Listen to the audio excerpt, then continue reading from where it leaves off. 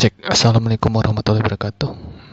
Perkenalkan pada kesempatan kali ini saya akan menjelaskan tentang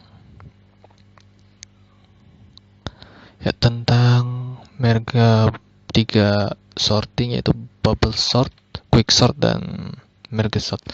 Bubble sort ini terinspirasi dari gelembung ya, dimana dia perbandingan dari dua buah sebenarnya, fokus dua buah indeks, yaitu pertama indeks I, kita anggap ini indeks I, kemudian indeks I plus 1, artinya apa? Indeks pertama dengan indeks kedua, indeks selanjutnya. Jadi ketika indeks kedua dia dengan indeks ketiga, ketika indeks ketiga dia dengan indeks keempat gitu.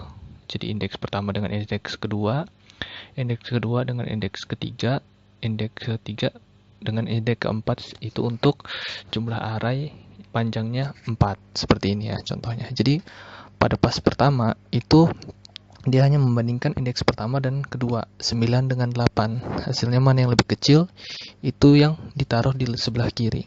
Jadi pada proses rekursif pertama, proses bubble sort pertama itu 9 banding 8, lebih kecil 8, maka 8 ditaruh ke 9 dan 8 ditaruh ke posisi lebih kecil, kemudian 9 ditaruh ke berikutnya. Nah, di sini saya akan menjelaskan tentang codingannya.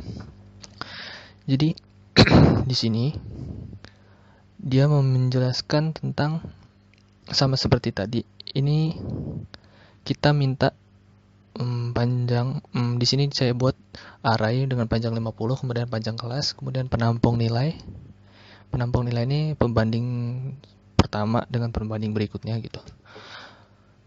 Jadi kalau kita mau membandingin dua buah indeks, itu dibutuhkan sebuah penampung ya, yang untuk penampung sebagai dianggap indeks berikutnya gitu. Kemudian di sini minta kita masukkan panjang kelas sebagai panjang arraynya nanti. Kemudian ini penginputan secara berulang.